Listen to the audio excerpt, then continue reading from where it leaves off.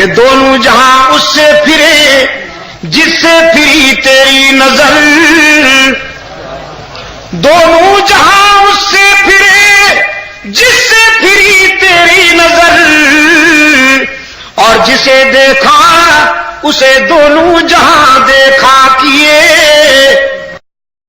اعوذ باللہ من الشیطان الرجیم، بسم اللہ الرحمن الرحیم۔ ان هذا القرآن يهدي للتي هي اقوم، وقال الله تعالى في مقام آخر: وَنُنَزِّلُ مِنَ الْقُرْآنِ مَا هُوَ شِفَاءٌ وَرَحْمَةٌ لِّلْمُؤْمِنِينَ وَلَا يَزِيدُ الظَّالِمِينَ إِلَّا خَسَارًا۔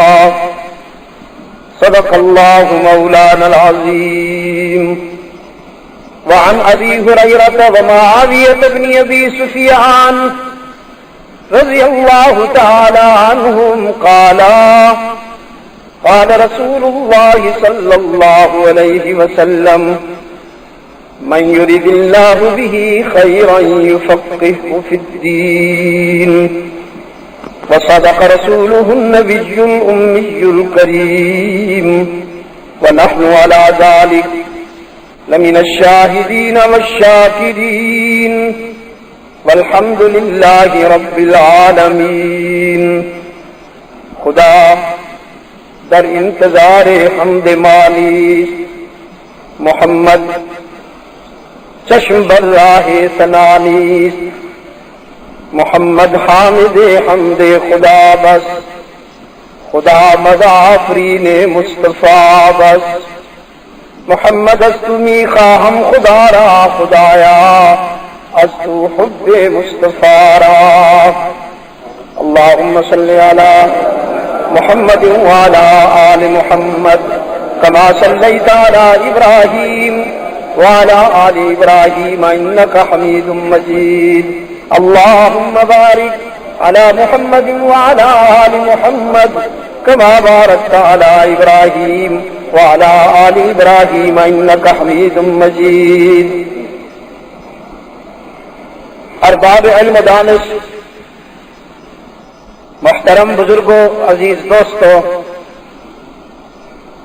آج 15 مئی 1997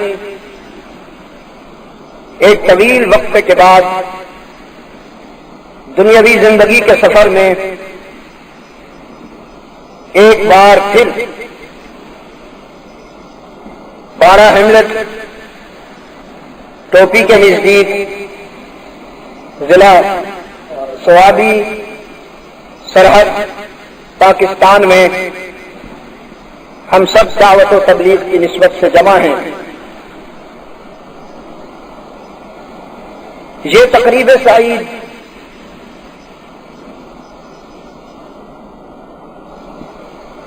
ایک دینی ادارہ کے اصلاحی اور تبلیغی پروگرام کا حصہ ہے۔ آپ نے دیکھا کہ ہم نے ابھی آپ کے سامنے ان بچوں کو دستار فضیلت دی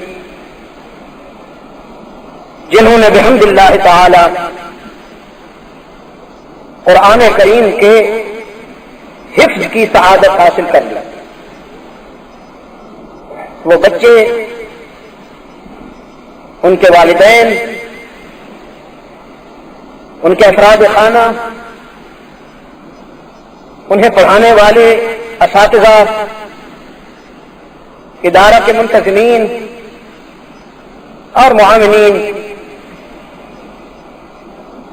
ان سب کو اپنے اپنے مقام اور نیتوں کے مطابق اللہ کی طرف سے اجر ملے گا اور یقیناً ملے گا۔ میں ان سب کو دل کی گہرائیوں سے مبارکباد پیش کرتا ہوں اور دعا کرتا ہوں کہ اللہ کا یہ کرم اور اس کا فضل ہمیشہ آپ کے شامل حال رہے اور اس علاقے پر اللہ کا ایسا کرم ہو جائے کہ ہر گھر میں قرآن کی صدائیں سنائی دیں.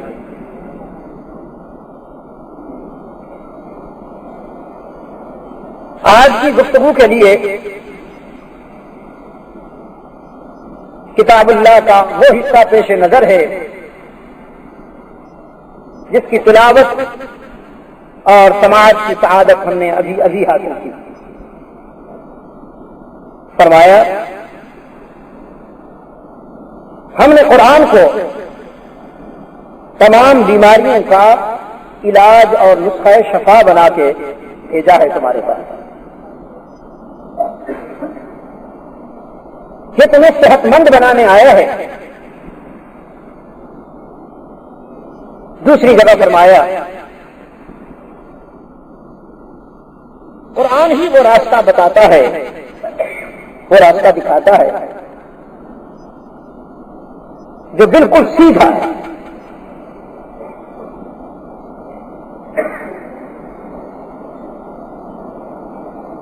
عزیز دوستو، میں کہا کرتا ہوں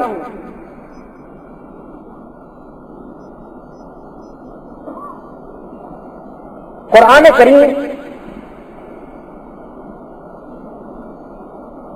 صرف مسلمانوں کے لیے نہیں، پوری انسانیت کے لیے اور پوری کائنات کے لیے اللہ کی رحمت کا امین ہے اور اس کی رحمت کا پیغامبر ہے. مسلمانوں کے لیے تو یہ قانون کی کتاب ہے. مسلمانوں نے تو قرآن کے دستور کے مطابق زندگی گزارنے کا وعدہ کیا ہے اپنے رب سے. اس حیثیت سے مسلمانوں کا قرآن کریم کے ساتھ ایک خصوصی ربط ہے اور خصوصی تعلق. اللہ کرے اس سرزمین پر بسنے والے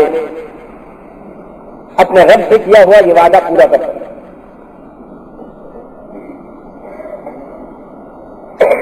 لیکن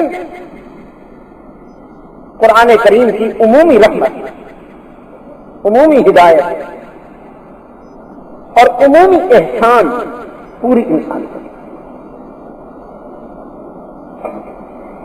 جس طرح ہر انسان کو ہوا کی ضرورت ہے، وہ مسلمان ہو یا غیر مسلم، جس طرح ہر انسان کو پانی کی ضرورت ہے،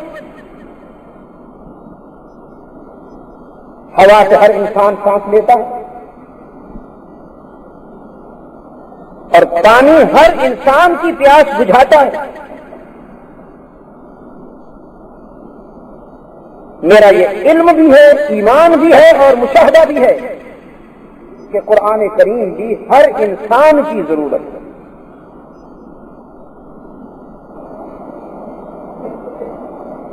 مجھے بھائی یہ کیا کر رہے سب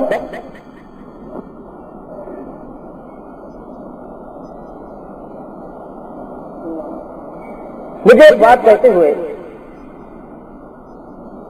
میرا دل بھی دھڑک رہا ہے، لیکن مجھے آپ سے یہ بات کہنا بھی ضرور ہے کہ آپ کا جو قرآن سے بے نیازی اور استغنا کا معاملہ ہے، کہ آپ نے اسے قید تنہائی میں ڈال دیا الماری میں کہ زندگی ہم اپنی مرضی کے مطابق گزاریں گے، تو یہاں آرام کر.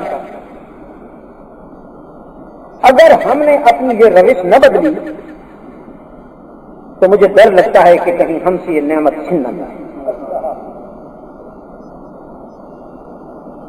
ذلك بأن الله لم يك مغيرا نعمة أنعمها على قوم حتى يغيروا ما بأنفسهم. اللہ اپنے بندوں سے اپنی دی ہوئی نعمت کبھی نہیں چھینتا، لیکن اگر وہ خود نمک حرام بن جائے، اگر وہ خود نالائق بن کر اللہ کی نعمت کا کفران کر دیں، ناشکری کر دیں، تو پھر خود بخود وہ اس نعمت سے محروم ہو جاتے ہیں. اللہ نہیں چھین لیتا، وہ خود اس نعمت سے محروم ہو جاتے ہیں.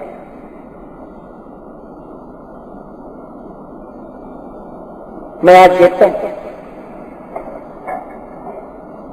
کہ قرآن کریم کے وہ دشمن جو اس کا نام نہیں سننا چاہتے،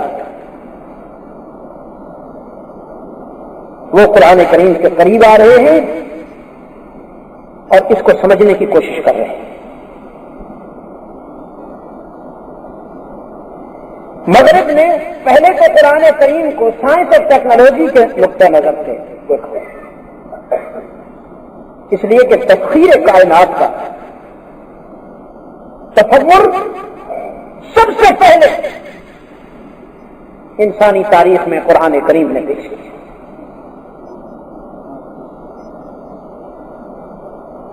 اور انسانیت سے کہا تم قرآن کریم پر غور کیوں نہیں کرتے؟ افلا یتدبرون القرآن ام علی قلوب اقفالها.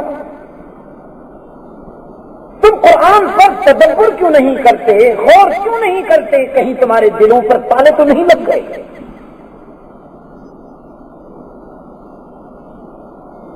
قرآن نے آسمان پر چاند کی منزل بتائی، ستاروں کی رہ گزر سے آشنا کیا، انسانیت کو ہواؤں کی خبر دی، بادلوں کی طرف دیکھنے کو کہا، زمین پر غور کرنے کو کہا، بادلوں پر غور کرنے کو کہا، مویشیوں، بہائم، کھیتیوں اور پہاڑوں پر نظر اٹھا کر دیکھنے کو سب سے پہلے قرآن میں یہ دعوت دی.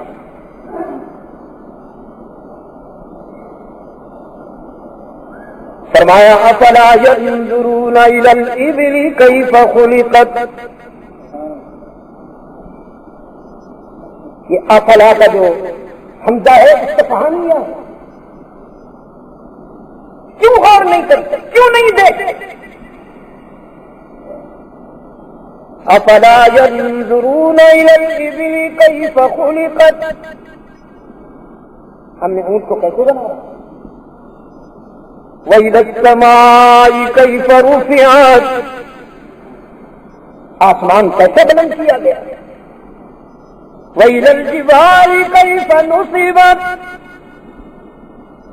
پہاڑ کیسے ٹھوک دیے گئے؟ وَإِلَى الْأَرْضِ كَيْفَ سُطِحَتْ. زمین کیسے بچھائی گئی؟ افلا ينظرون الى الابل كيف خلقت والى السماء كيف رفعت والى الجبال كيف نصبت والى الارض كيف سطحت فذكر انما انت مذكر.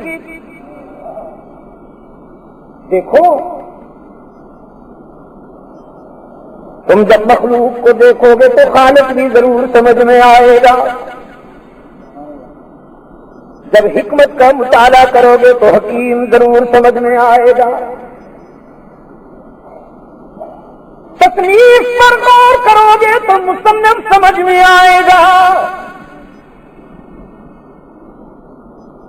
ایک اور جگہ فرمایا وَلَكُمْ فِيهَا جَمَالٌ حين تريحون وحين تسرحون وتحمل أثقالكم إلى بلد لم تكونوا بالغيه إلا بشق الأنفس إن ربكم لرؤوف رحيم. والخيل والبغال والحمير لتركبوها وزينة ويخلق ما لا تعلمون. یہ مویشی اور یہ جانور کچھ تمہارا بوجھ اٹھانے والے، کچھ ساری زندگی قیدی بن کر تمہارے پنجرے میں تمہارے ڈیروں پر زندگی گزار جانے والے، کچھ تمہیں اپنا گوشت کھلانے والے، کچھ جیب و زینت کے لیے تمہارے کام آنے والے، کچھ چلنے والے، دوڑنے والے، اڑنے والے، تیرنے والے، رینگنے والے، یہ سب ہمارا کرم۔ وَإِنَّ لَكُمْ فِي الْأَنْعَامِ لَعِبْرَةً نُسْقِيكُم مِّمَّا فِي بُطُونِهِ مِن بَيْنِ فَرْثٍ وَدَمٍ لَبَنًا خَالِصًا سَائِغًا لِّلشَّارِبِينَ۔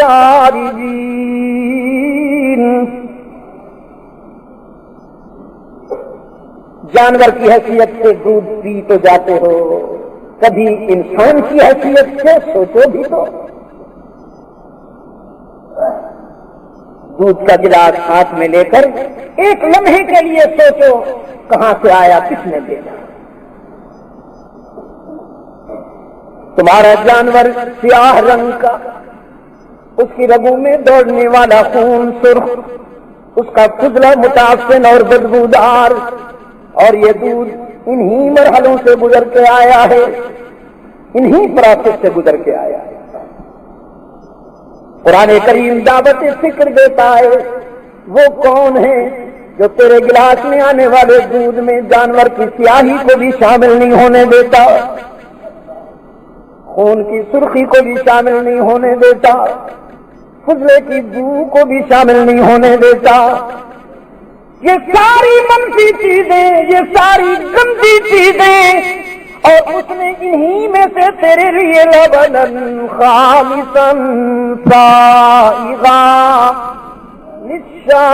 للشاربین، خوش رنگ اور خوشبو کا دودھ کی نہریں جاری کی ہیں۔ کبھی سوچا؟ وَفِي أَنفُسِكُمْ أَفَلَا تُبْصِرُونَ۔ پھر یہ تمہاری 5 فٹ کی 6 فٹ کی کائنات، اس میں بھی بڑی عبرتیں ہیں، بڑی ہی بصیرتیں ہیں۔ تمہیں معلوم تو نہیں ہے کہ آنکھوں کی کیا قیمت ہے، کسی اندھے سے پوچھو۔ تمہیں معلوم نہیں بازو کی کیا قیمت ہے، کسی لولے سے پوچھو۔ تمہیں کانوں کی قدر معلوم نہیں، کسی لنگڑے سے پوچھو۔ تمہیں صحت کی نعمت کی قدر معلوم نہیں، کسی بیمار سے پوچھو۔ ہم پچھلے دنوں ایک دوست کی عیادت کے لیے گئے، اللہ انہیں شفائے کاملہ عطا فرمائے۔ دونوں گردے فیل ہو گئے، ان کے کڈنی فیل ہو گئی، دونوں گردے فیل ہو گئے۔ ڈاکٹروں نے کہا بس اب تو کچھ نہیں ہو سکتا، یا تو کوئی نیا گردہ لائیں۔ لاکھوں روپے خرچ کر کے اس نے کسی سے نیا گردہ خریدا، ڈاکٹروں نے آپریشن کر کے وہ لگایا، کچھ عرصے کے بعد وہ ناکارہ ہو گیا، وہ بھی پوری گیا۔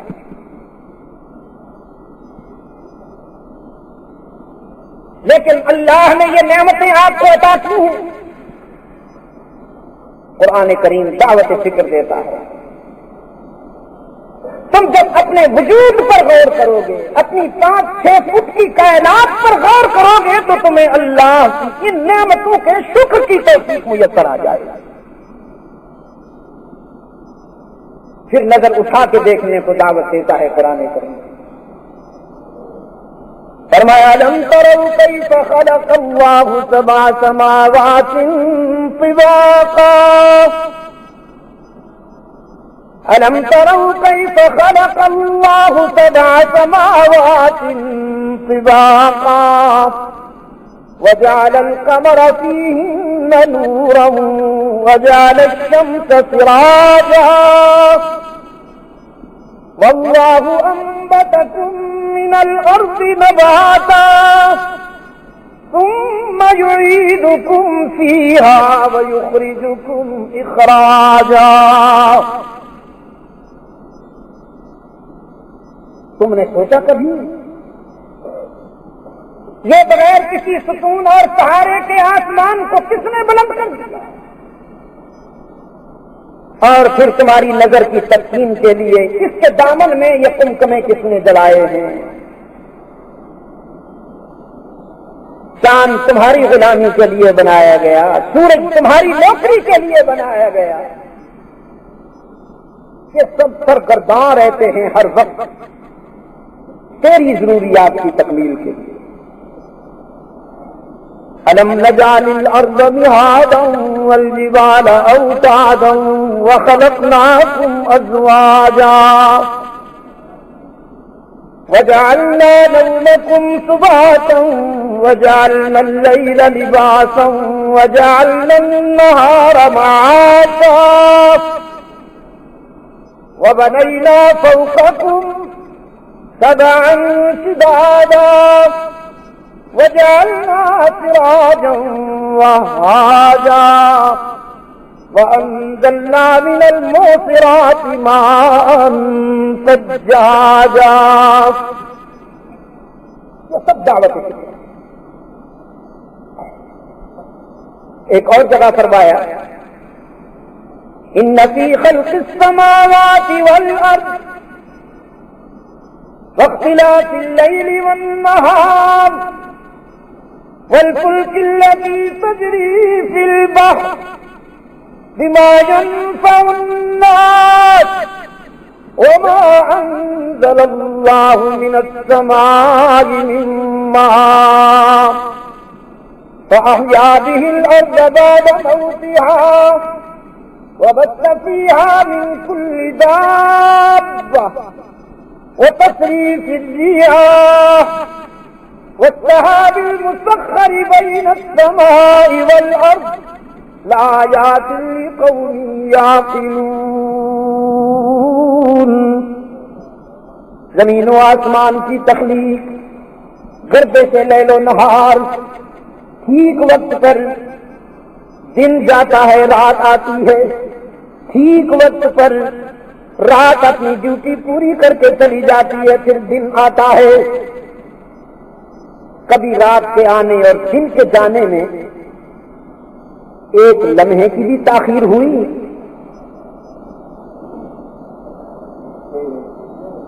ٹوپی کے بے زبانوں،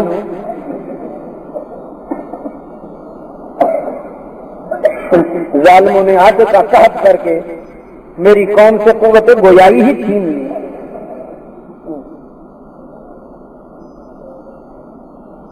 بہرحال آپ کا اپنا انتخاب ہے جی، ہم تو دعا کر رہے ہیں اللہ تعالیٰ آپ پر بھی اور ہم سے بھی اپنا کرم کر دے، فضل کا معاملہ فرمائے۔ پہلے جو مصیبت تھی کم از کم سیاسی طور پر ہی صحیح، سر پہ دوپٹہ تو رکھ لیتی، اب تو ایسی جنات آئی ہیں دوپٹہ ترستا ہے کہ کبھی چھو کے تو گزر جاؤں۔ آگے آگے دیکھیے ہوتا ہے۔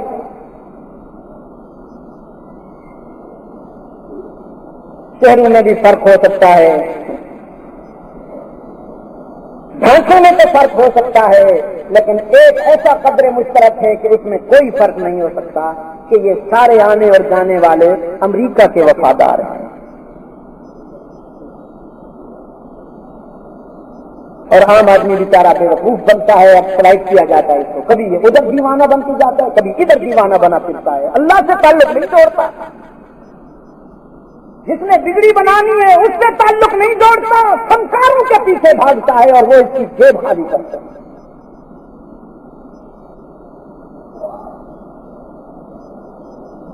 میرے گرامی قدر بزرگوں اور عزیز دوستوں، دن کے آنے میں اور رات کے جانے میں کبھی ایک لمحے کی بھی تاخیر ہوئی؟ کتنی عجیب بات! جو اللہ کو نہیں مانتے وہ نمک حرام بھی اپنا ٹائم ٹیبل دن اور رات پر درست کرتے ہیں، اپنی گھڑیاں دن اور رات کے نظام کو دیکھ کر درست کرتے ہیں، خالق کو نہیں مانتے، مخلوق پر انحصار کرنے پر کتنے مجبور ہیں۔ اور قرآن کریم نے فرمایا رأیتم ان جعل اللہ علیکم اللیل سرمدا الی یوم القیامہ، تم نے کبھی غور کیا اگر ہم رات کو حکم دے دیں کہ قیامت تک کے لیے رک جاؤ، اب تو تم رات کو جب سوتے ہو اور تمہاری نیند کا پیریڈ مکمل ہو جاتا ہے، نیند پوری ہو جاتی ہے، کروٹیں لینے لگتے ہو، اٹھ کر میرے حضور تو نہیں جھکتے کہ تہجد کی نوافل ہی پڑھ لیں۔ اللہ نے اپنے محبوب سے فرمایا میرے محبوب فجر کی نماز پڑھتے ہو، فرض ہے نا، ظہر پڑھتے ہو، فرض جو ہوئی، عصر پڑھتے ہو نا، فرض جو ہوئی، مغرب پڑھتے ہو، فرض ہوئی نا، عشاء پڑھتے ہو، فرض ہوئی نا، اب ایک اور نماز ہے وہ بھی پڑھ لیا کرو، وہ فرض تو نہیں لیکن میرے پیار کی نشانی ہے۔ وَمِنَ اللَّيْلِ فَتَهَجَّدْ بِهِ نَافِلَةً لَكَ عَسَىٰ أَن يَبْعَثَكَ رَبُّكَ مَقَامًا مَحْمُودًا، میرے محبوب تہجد کی نوافل پڑھ لیا کر، یہ بلندیوں تک پہنچنے کا زینہ ہے، تو نوافل تہجد جب ادا کرے گا تو تجھے دنیا کا کوئی دشمن بلندیوں سے نہیں روک سکے گا۔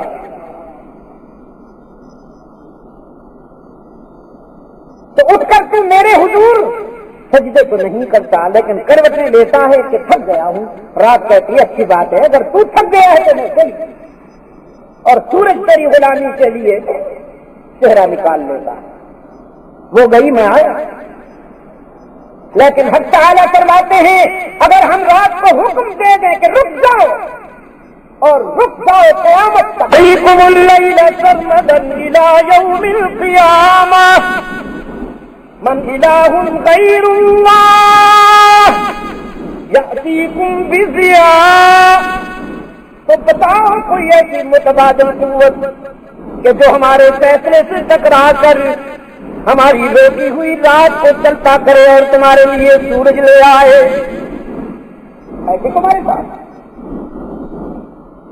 قل ارأیتم ان جعل اللہ علیکم النہار سرمدا الی یوم القیامہ من الہ غیر اللہ یأتیکم بلیل تسکنون فیہ، اگر ہم دن کو حکم کر دیں کہ قیامت تک کے لیے رک جاؤ، کوئی طاقت نہیں جو ہمارے فیصلے سے ٹکرا کر تمہارے لیے رات کو لے آئے کہ سکون پاؤ۔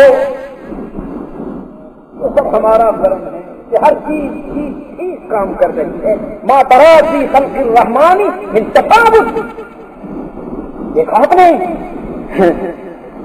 ذرا سی زمین کھلی، لوگوں کی نماز میں چیخیں نکل گئی، بعض لوگ ابھی مغرب کی نماز پڑھ رہے ہیں، انہیں یہ بھی خیال نہیں آیا کہ ہم نماز میں کھڑے ہیں تو اللہ رحم فرما، بعد میں خیال ہے وہ تو نماز پہلے چیز نکل گئی۔ بھائی یہ وہی ہے تمہارے پڑوس میں، وہاں ذرا زمین میں شوں کر لیا تو ہزاروں کے جنازے، ابھی تک بعض لاشیں تو ملی نہیں، ملبے میں دبی ہوئی، آپ پر رعایت ہو رہی ہے۔ ابھی کچھ آنکھیں ہیں رات کی تنہائی میں رونے والی، ابھی کچھ ہاتھ ہیں اس کے حضور دعا کے لیے اٹھنے والے، لاز رکھی جا رہی ہے، آپ کو چھوٹا سا جھٹکا دیا گیا کہ سنبھل جاؤ، ٹھیک ہو جاؤ، ورنہ جس زمین پر تم بسیرا کر رہے ہو، جس زمین پر تم رہ رہے ہو، اگر یہی بغاوت کر دے تو تمہیں امان کوئی نہیں دے پائے۔ امن اور سلامتی کس کی طرف سے آتی ہے بھائی؟ اللہ ہی کی طرف سے۔ تو پہلے اس نقطۂ نظر سے انہوں نے قرآن کریم پر غور کیا، اب وہ ایک اور نقطۂ نظر سے قرآن کریم کا مطالعہ کر رہے ہیں۔ وہ کس نقطۂ نظر سے مطالعہ کر رہے ہیں کہ انہوں نے جہاز اڑا لیے، کاریں بنا لی، موٹر وے بنا لیے، ایسے موٹر وے میں وہاں جا کے دیکھتا ہوں حیران ہوتا ہوں، ایسے لگتا ہے جیسے جنات آ رہے ہیں اور جا رہے ہیں، 10 11 پلیں، ایک کے اوپر دوسری کے اوپر تیسری کے اوپر چوتھی کے اوپر 5ویں، 10 11 پلیں ہیں اور ہر پل پر موٹر وے ہے اور ٹریفک کی روانی نظر آتی ہے، سیلاب نظر آتا ہے، بلڈنگیں بنا لی، سائنس اور ٹیکنالوجی سے کام لیتے ہوئے ہر جدید سے جدید سہولت حاصل کر لی، گرمی کے ازالہ کے لیے ایئر کنڈیشنر بنا لیے، سردیوں کے ازالہ کے لیے ہیٹنگ سسٹم بنا دیا، سفر کو جلدی سے گزارنے کے لیے جہازوں پہ بیٹھ گئے، روڈ پر جلدی کرنے کے لیے کاریں، موٹریں اور ٹرینیں بنا لی، مواصلات کو آسان بنانے کے لیے ٹیلی فون فیکس ٹیلیکس بنا لیا، لیکن یہ ساری سہولتیں حاصل کرنے کے باوجود وہ باطن کا سکون نہیں ملا، اندر کا اطمینان نہیں ملا۔ اب اس اطمینان کو ڈھونڈنے کے لیے قرآن کے پاس آ رہا۔ ابھی پچھلے دنوں آپ نے خبر پڑھی ہوگی کہ برٹش چرچ میں اجتماع ہوا لندن میں، تو چیف پریسٹ صاحب کے ہاتھ میں قرآن، ان کا جو بڑا پادری تھا وہ قرآن ہاتھ میں لے کے آئے۔ وہاں پر موجود دوسرے پادری دیکھ کر حیران ہو گئے، بھئی یہ بائبل کے بجائے قرآن؟ پہلے تو غور سے دیکھتے رہے، پھر بول پڑے، کہنے لگے قرآن ہاتھ میں لے آئے ہو، کیا یہ بائبل سے غداری نہیں ہے؟ اس نے کہا جار چھوڑو غداری وفاداری کو، ساری زندگی بائبل پڑھتا رہا ہوں، مجھے سکون نہیں ملا، اب میں قرآن کے پاس آیا ہوں، قرآن نے مجھے مایوس نہیں کیا، اس کو پڑھتے ہی مجھے سکون مل گیا، ایسے لگتا ہے کہ کلام فطرت کے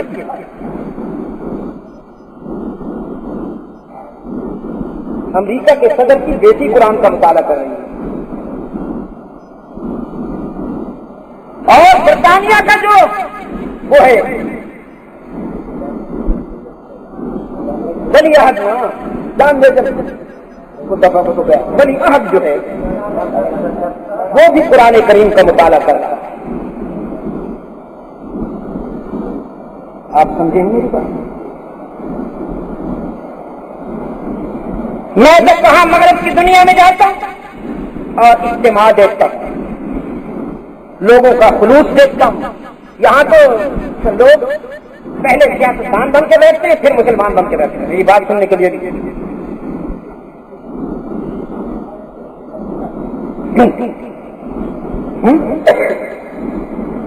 آج بھی چلی گئی، تواضع چلی گئی، اور یاد رکھنا قرآن کریم کمائی مطرف الاجداث وفی فم العطاء صار ثم یذل به کثیرا ویہدی به کثیرا۔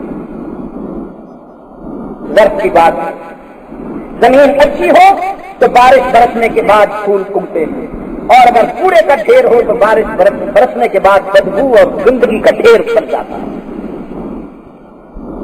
بالکل اسی طرح جیسے سیپ کے منہ میں پانی کا قطرہ جائے، بارش کی بوند چلی جائے تو موتی بن جاتی ہے، اور وہی قطرہ وہی بوند سانپ کے منہ میں جائے تو زہر بن جاتا ہے۔ قرآن کریم کا بھی یہی حال ہے، اسے ابو جہل سنتا ہے تو زندیق بنتا ہے، ابو بکر سنتا ہے تو صدیق بنتا ہے۔ قرآن کریم کو سننے کے لیے ابو بکر کا ذوق اور شوق بھی ہونا چاہیے نا۔ اگر قرآن کو سن کر ابو جہل صدیق بن گیا تو قرآن کا قصور نہیں ہے، کیا کہا میں نے؟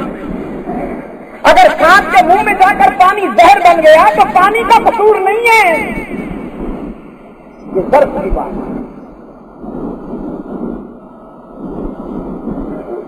قرآن سے دوستی قائم کر لو،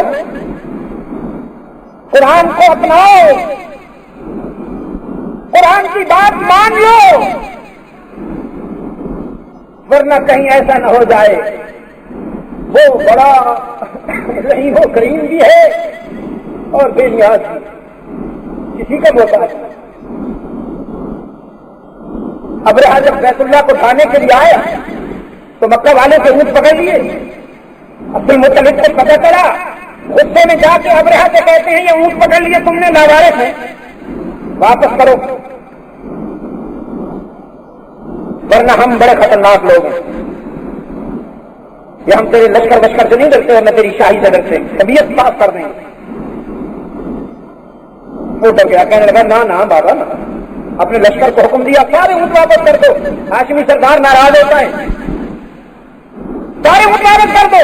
پھر کہنے لگا ہاشمی سردار ہم نے تیرے اونٹ پکڑ لیے تو غصے میں آ گئے ہو, اور تجھے معلوم ہے ہم تو بیت اللہ کو اٹیک کرنے آئے ہیں, بیت اللہ کو ڈھانے آئے ہیں, اس پر تمہیں کوئی فکر نہیں ہے. تو جناب ابو عبد المطلب فرماتے ہیں اونٹ میرے اپنے تھے, ان کا فکر مجھے ہے, کعبہ جس کا ہے فکر بھی وہی کرے. ٹھیک جواب دیا؟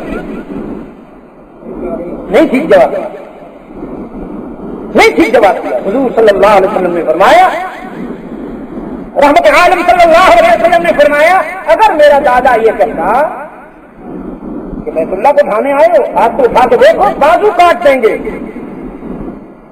ہم نہ اونٹ تمہیں کھانے دیں گے نہ بیت اللہ کی طرف جانے دیں گے. اگر اتنی سی بات کر دیتا میرا دادا تو اللہ نے جو کام ابابیلوں سے لیا وہ انہی سے لے لیتے, اور ساری انسانیت میں پوری تاریخ میں یہ عزت ان کے حصے میں آ جاتی. لیکن جب یہ ہینڈ ہو گئے کہ کعبہ جس کا ہے وہی فکر کرے گا, تو حق تعالیٰ نے فرمایا اچھی بات ہے تم گھر میں بیٹھو, میں اپنے گھر کی حفاظت کر سکتا ہوں. چھوٹے چھوٹے پرندے بھیجے جنہوں نے اب کاروائی ڈالی اور کاج سے معقول بنا دیا, اور وہ پرندے اب تک ہیں مینا میں.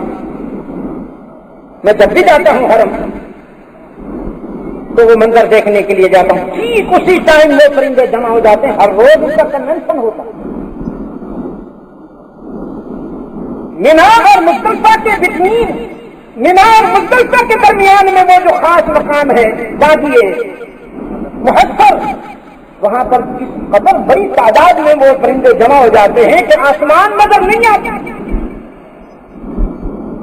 یہ اللہ کی طرف سے اشارہ موجود ہے کہ میں تم میں سے کسی کا محتاج نہیں ہوں.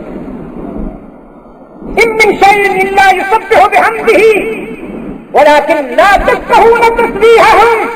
کائنات کی کوئی چیز ایسی نہیں ہے جو مجھ سے وفا نہ کر رہی ہو, ہر چیز وفا کر رہی ہے, میری تسبیح میں بھی لگی ہوئی ہے, لیکن تم نہیں سمجھتے. تو بھائی ہم اللہ کے محتاج ہیں, اللہ ہمارا محتاج نہیں ہے. اب وہ قرآن کریم کو کس نقطۂ نظر سے اسٹڈی کر رہے ہیں. سن فرانسسکو گیا ہوں,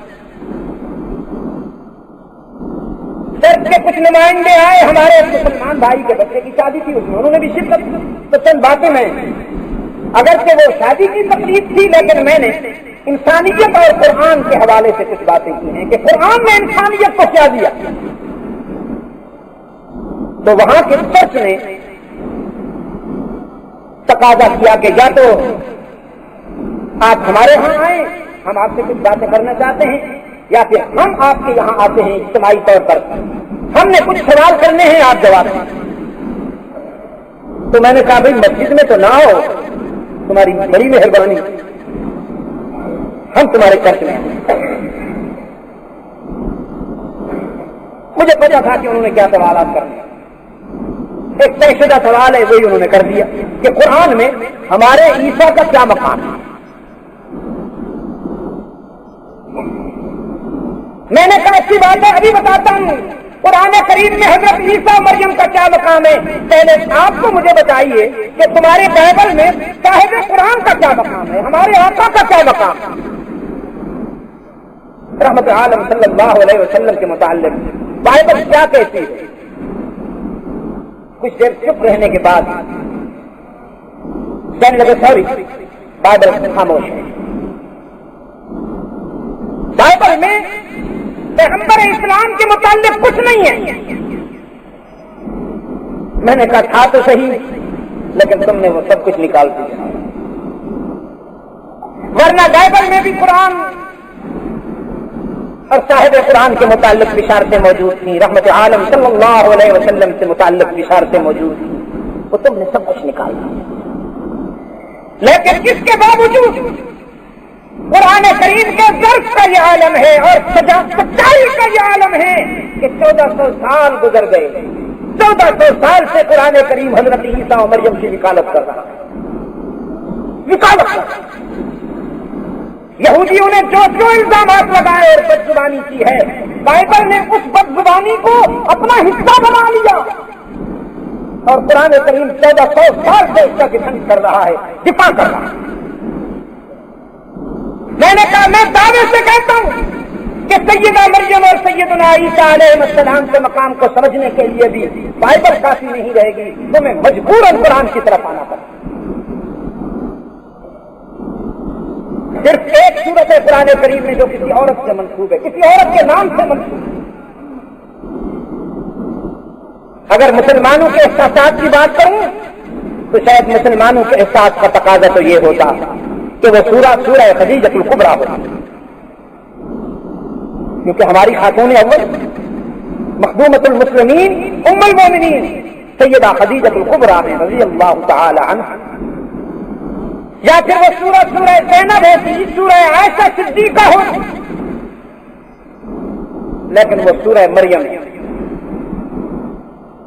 ایک سورت ہے صرف جو کسی عورت کے نام سے منسوب ہے، اور وہ سورہ مریم ہے۔ فرمایا وَاذْكُرْ فِي الْكِتَابِ مریم، دعوت فکر دی اللہ۔ وہ منظر بڑا عجیب تھا، اس طرف سے میرے مسلم برادری بیٹھی تھی اور ادھر سے عورت مرد عیسائی بیٹھے، وہ سامنے سے میں یہاں تھا۔ میں نے کہا آؤ میں تمہیں قرآن کے آئینے میں ان دونوں مقدس کرداروں کا مقام دکھاؤں۔ وَاذْكُرْ فِي الْكِتَابِ مریم، اچھا سورہ مریم یہاں سے شروع نہیں ہو رہی، شروع کہاں سے ہوتی ہے؟ کاف ہا یا عین صاد، یہ تو مقطعات ہوئے۔ ذکر رحمت ربک عبدہ زکریا، یہ حضرت زکریا جو ہیں یہ سیدہ مریم کے انکل ہیں، ریلیٹیو بھی ہیں اور ان کے کفیل بھی۔ سورہ مریم کی ابتدا وَاذْكُرْ فِي الْكِتَابِ مریم سے نہیں ہوئی، بلکہ ذکر و رحمت ربک عبدہ زکریا سے ہوئی ہے۔ قرآن کریم ایک ایسی بات کہنا چاہتا ہے جو عام زندگی میں ناقابل فہم ہے، خوارج سے عام حالات میں انسانی زندگی میں ایسا نہیں ہو سکتا، تو قرآن کریم اس حقیقت کو سمجھانے کے لیے بنیاد رکھتا ہے، ذہن سازی کرتا ہے۔ پہلے حضرت زکریا کی بات رکھتا ہے کہ یہ سمجھ لو، پھر وہ بات بھی سمجھ میں آ جائے گی۔ اور حضرت زکریا جو ہے یہ ضعیفی اور بڑھاپے کے اس مرحلے سے گزر رہے ہیں کہ ابرو بھی سفید ہو گئے، بیوی بھی آکرا بن گئی، خود بھی ضعیفی اور ناتوانی کے مرحلے سے گزر رہے ہیں جسمانی طور پر۔ کھانا پہنچایا کرتے تھے حضرت مریم کے لیے، ایک دن دیر سے تشریف لائے، یہ سوچتے ہوئے کہ دیر سے جا رہا ہوں، پانی بچی اس طرح وقت گزارا ہوگا اس میں۔ فلما دخل عليها زكريا المحراب وجد عندها رزقا، حجرہ مریم میں آتے ہی دیکھتے ہیں کہ مجھے دیر ہو گئی، لیکن اس کے کرم میں دیر نہیں ہوئی، رزق موجود ہے، اور رزق بھی تازہ پھلوں کی صورت میں موجود ہے۔ بہت تازہ پھل کے جن کا موسم نہیں، یعنی آپ یوں سمجھیے کہ ونٹر میں کھجوریں موجود ہیں، سردیوں میں کھجوریں موجود ہیں۔ قال یا مریم انا لک ھذا، فرمایا بیٹی یہ کہاں سے آ گئے، ان پھلوں کا تو موسم نہیں۔ سیدہ مریم نے آنکھیں بند کر کے نعرہ لگایا ہوا من عند اللہ، اس کا کرم۔ مریم تھی نا تو یہاں کی بدعت کی بیمار سے شرک کی مریضہ ہوتی تو کہتی حضرت تہاڈا کرم، تہاڈیاں مہربانیاں، دیندے بھی آپ ہو پوچھتے بھی آپ ہو، امتحان لیندے ہو نا۔ لیکن وہ مریم تھی، اور سامنے کون کھڑا ہے؟ اللہ کا نبی کھڑا ہے، اللہ کا نبی کھڑا ہے، اور مقام نبوت یہ ہے کہ نبی کے تو پاؤں کی ٹھوکروں سے ولایت کے دریا اگلتے ہیں. اولیاء جو ہوتے ہیں یہ انبیاء کے شاگردوں کے شاگردوں کے شاگردوں کے شاگرد ہوا کرتے ہیں. سامنے کون کھڑا ہے؟ اللہ کا نبی. فرمایا انا لک ھذا یا مریم انا لک ھذا. بیٹی یہ کہاں سے آ گئی؟ قالت هو من عند اللہ. یہ میرے رب کی طرف سے ہے. آپ دیر سے آئے ہیں، اس کی رحمت میں دیر نہیں ہوئی، اس کے کرم میں دیر نہیں ہوئی. فرمایا بیٹی یہ تو میں بھی جانتا ہوں رزاق وہی ہے، رزق دینے والا اس کے سوا کوئی نہیں، لیکن یہ تازہ کھجوریں ہیں اور موسم سردیوں کا ہے، اس موسم میں تو یہ پھل نہیں ہوتا. سیدہ مریم نے فرمایا ان اللہ یرزق من یشاء بغیر حساب. وہ جب دینے پہ آ جائے تو موسم کو بھی نہیں دیکھتا، حساب بھی نہیں کرتا، بے حساب دیتا ہے، بے موسمی دیتا ہے.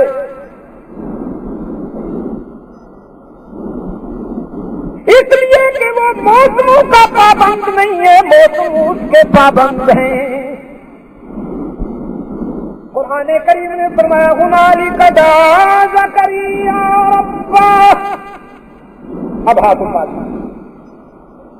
قال رب هب لي من لدنك ذرية طيبة إنك سميع الدعاء.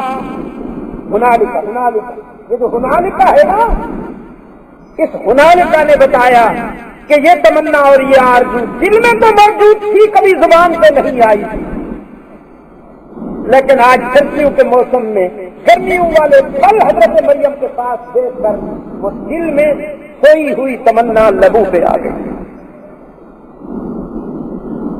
میرے معبود، اے دعاؤں کے سننے والے، اے پکار کے سننے والے، اگر اس موسم میں مریم کو پھل پہنچا سکتا ہے، سردیوں میں تازہ کھجوریں کھلا سکتا ہے، تو اپنے بوڑھے زکریا کو بیٹا بھی عطا کر.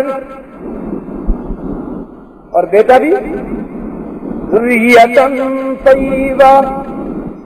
جانور نہیں مانگتا ہوں، حیوان ناطق نہیں مانگتا ہوں، بیٹا بھی وہ عطا کر جو مجھ سے بھی وفا کرے، تجھ سے بھی وفا کرے. وہ دعا دل میں تھی، کبھی زبان پر نہیں آئی تھی، آج زبان پہ آ گئی تو جاری ہے.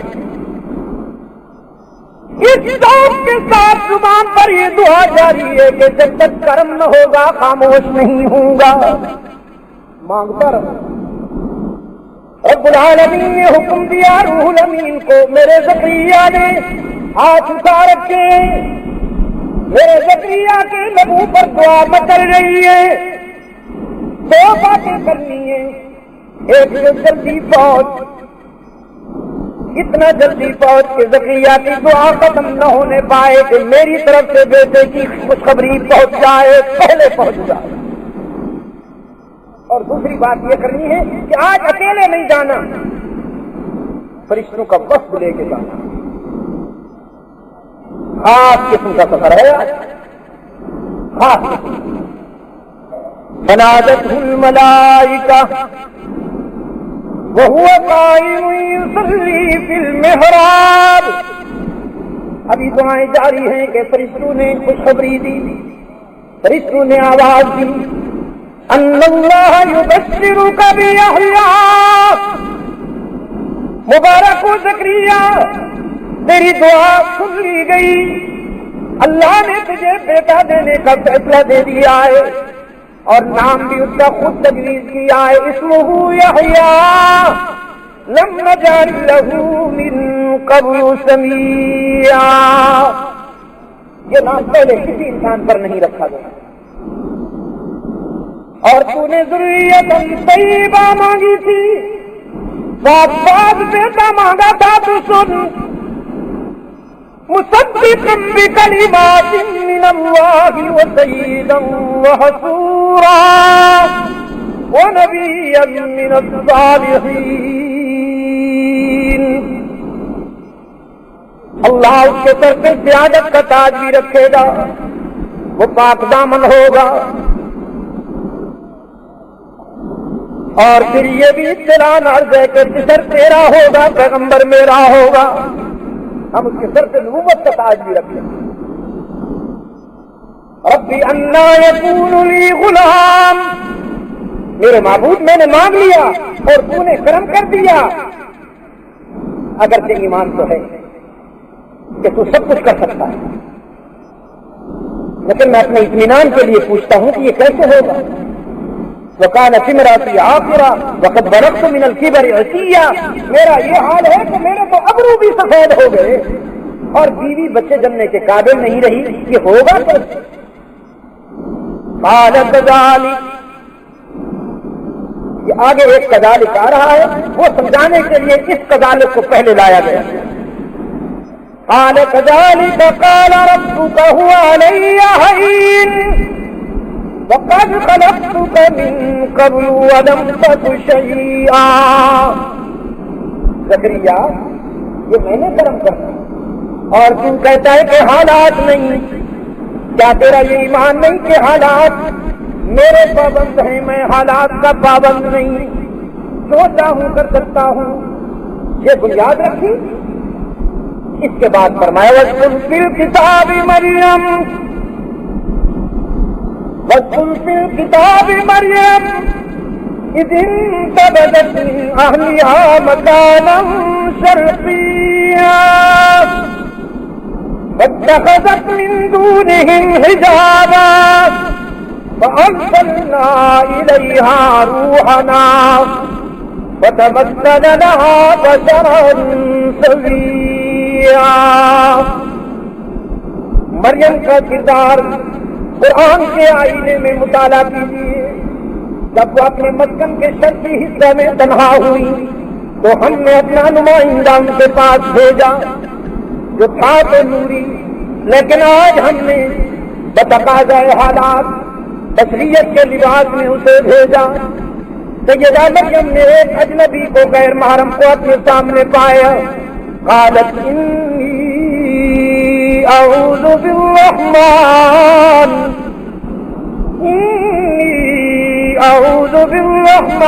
منک ان کنت تقیا. اللہ کی پناہ مانگتی ہوں، تیرے شر سے مجھے اللہ بچائے. تو کیسے آ گیا میرے سامنے؟ مریم اور میں نے عیسائیوں کی طرف دیکھ کے کہا تم کیا کرتے ہو؟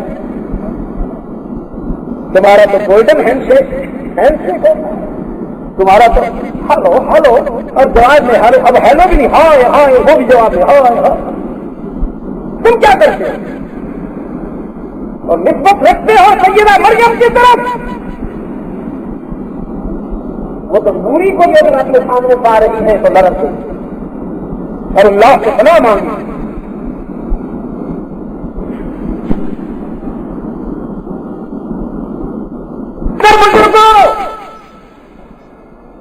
روح الامین سمجھ گئے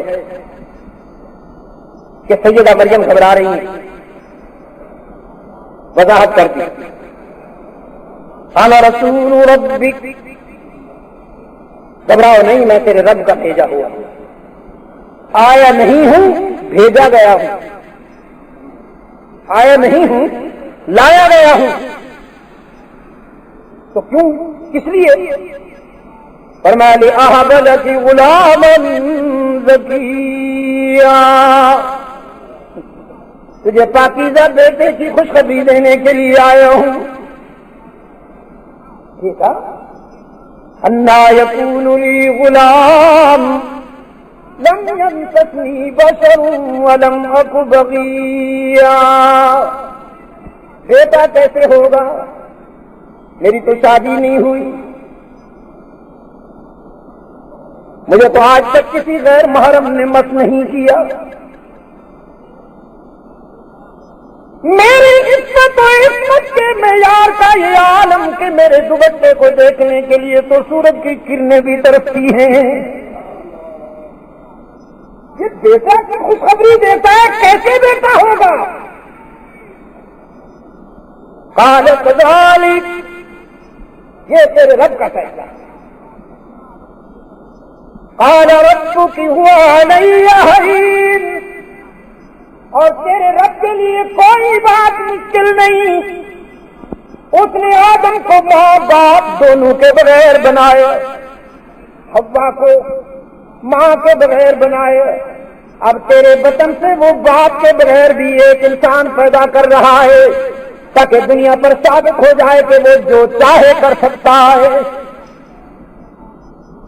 قال ربك هو علي هين ولنجعله آية للناس ورحمة منا وكان أمرا مقضيا.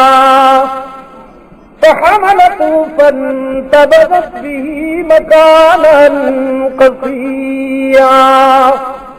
بچے کے آثار محسوس کر کے سیدہ مریم گوشہ تنہائی میں چلی گئی، ویرانے میں آ گئی.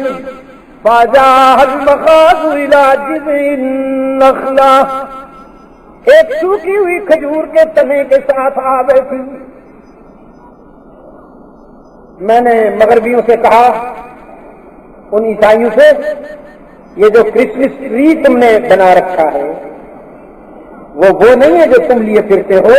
کرسمس ٹری تو کھجور ہے، اس لیے کہ جہاں حضرت عیسیٰ علیہ السلام کی ولادت ہو رہی ہے وہ گرم علاقہ ہے، اور یہ جو تمہارا ٹری ہے یہ ٹھنڈے علاقے میں ہوتا ہے. جیسے آپ کے ادھر پہاڑوں میں ہوتے ہیں وہ برف کے علاقے میں جو درخت بنتے ہیں نا،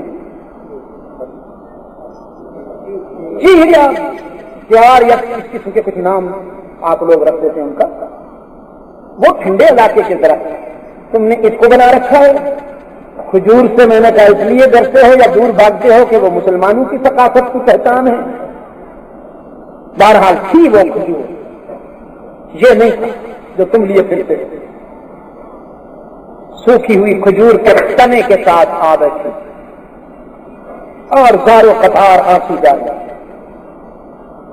فجاء المخاض إلى جذع النخلة قالت يا ليتني مت قبل هذا وكنت نسيا منسيا.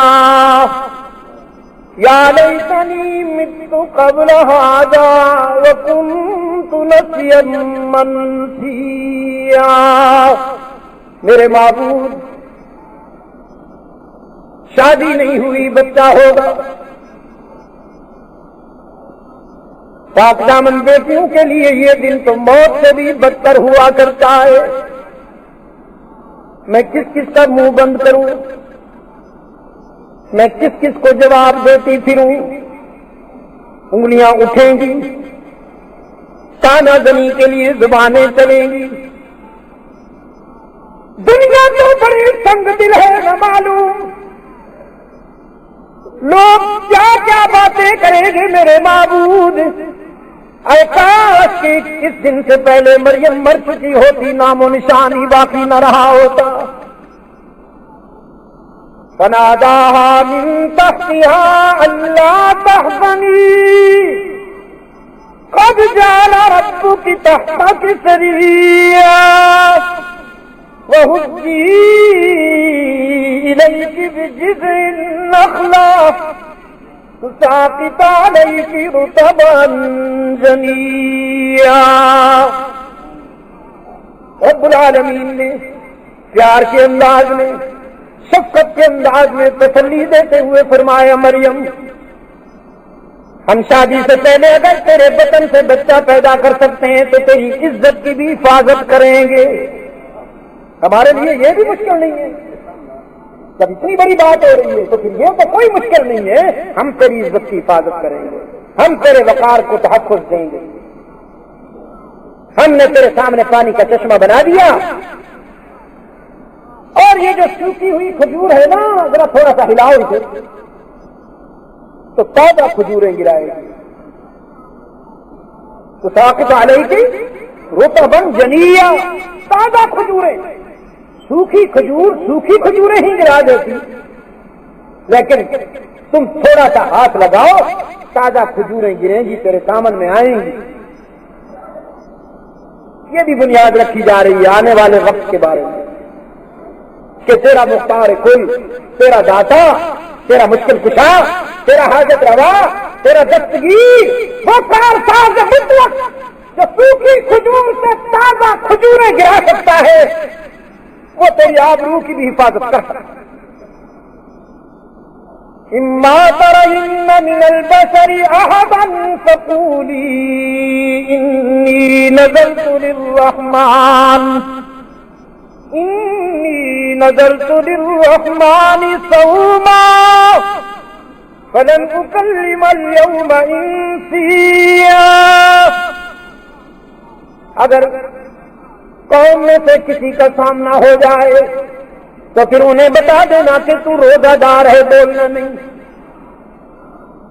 یہ سارا کام ہم خود کریں گے، ان کو ہم مطمئن کریں گے، کیا کہلوائیں گے، کس سے کہلوائیں گے، یہ سب کچھ ہمارے اوپر چھوڑ دو۔ فاتت به قومها تحملوا، اب قوم کا سامنا ہوا، لوگوں نے دیکھا کہ مریم بچہ اٹھائے ہوئے ہیں، آنکھوں میں غضب کی سرخی آ گئی، لوگوں کے چہروں پر غضب اور اشتعال کا منظر آیا۔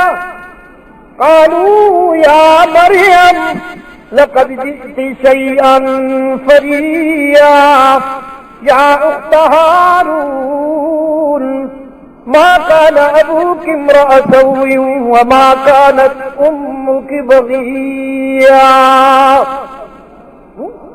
اچھا تیری تو شادی نہیں ہوئی، یہ کہاں سے آ گیا؟ او ہارون جیسے پاک دامن بھائی کی بہن، تیری تو ماں بھی نیک نام، تیرا تو باپ بھی پاک باز، اتنے اچھے گھرانے کی بیٹی ہو کر یہ کیا کیا ہے تم نے؟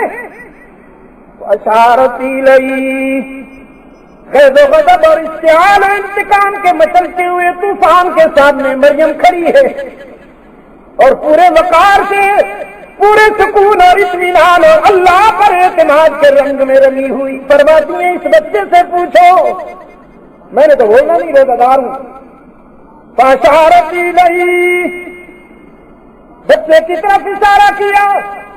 قالوا کیف نکلم من کان فی المہد صبیا، لوگ کہتے ہیں بچے سے پوچھیں، بچہ ایسی باتیں کیا کرتا ہے کبھی؟ تجھے بتانا ہوگا اور ہمیں مطمئن کرنا ہوگا، اور اگر تو ہمیں مطمئن نہیں کرے گی تو سزا بھی تجھے بھگتنا ہوگی۔ ہم بچے سے کیا پوچھیں؟ اس عمر میں بچے بولتے ہیں کہ ہم پوچھیں، کیا ہمارا دماغ چل گیا؟ رب العالمین نے فرمائی تھا اگر اس عمر میں بچے ایسی باتیں نہیں کیا کرتے، لیکن آج تو نے کرنی ہے تو بول، اور بول بھی اس انداز میں کہ تیری گفتار قیامت تک قرآن بن کر گونجتی رہے۔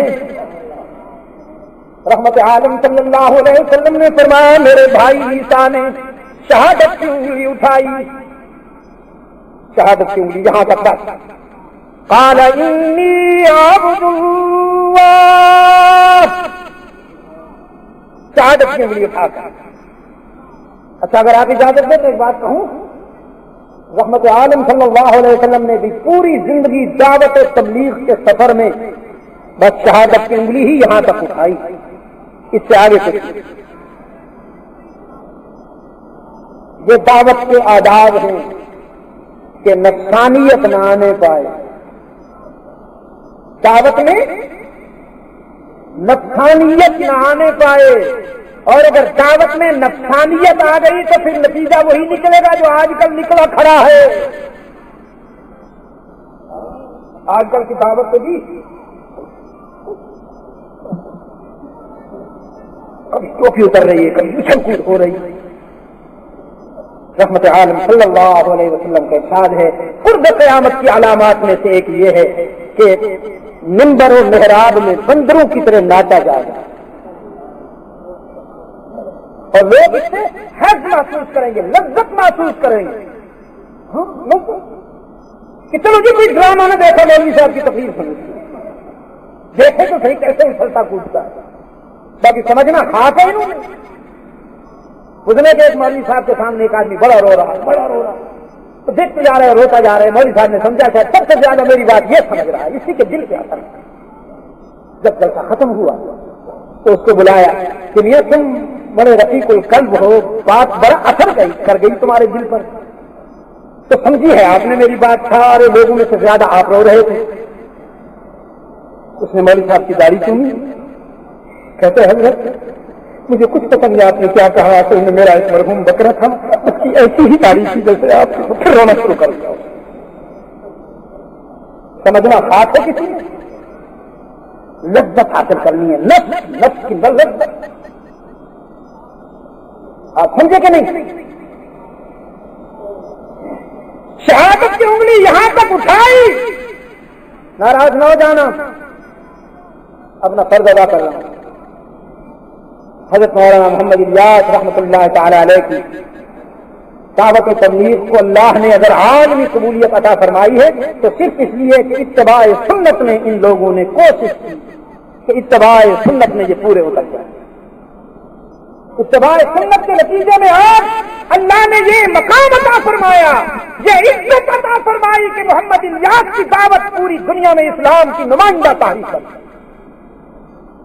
انہوں نے کروڑوں کو مسلمان بنایا ہے، کروڑوں کی تعداد میں.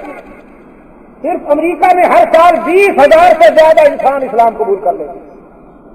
کتنے؟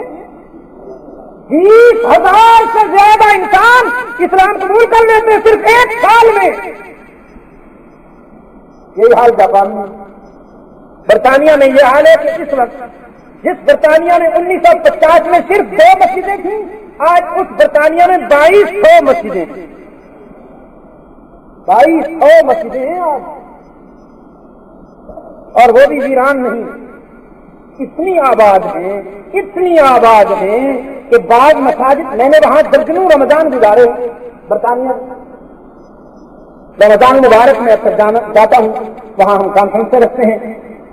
بعض مساجد میں تو اوپر نیچے اتنے نمازی ہوتے ہیں کہ قسطوں میں تراویح ادا کرنی پڑتی ہے.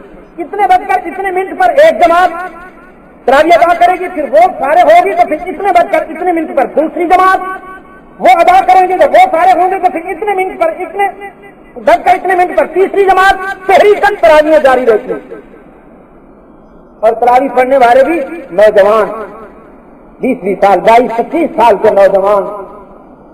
یہاں تو مسجد میں وہی تشریف لاتے ہیں جن کو گھر میں بہو بیٹھنے نہیں دیتی. وہ بیچارے بہو کے سر سے بچنے کے لیے مسجد میں آ کے پناہ لیتے ہیں. 70 سال کے بوڑھے کافی سمیت تشریف لاتے ہیں، کافی سمیت آرام سے نہیں بیٹھیں گے. مسجد میں بھی آ کے ہر 2-3 منٹ کے بعد ایک دھماکہ کھانسی کا ہوتا جائے گا. نہ خود چین سے بیٹھیں گے، نہ کسی اور کو چین سے بیٹھنے دیں گے.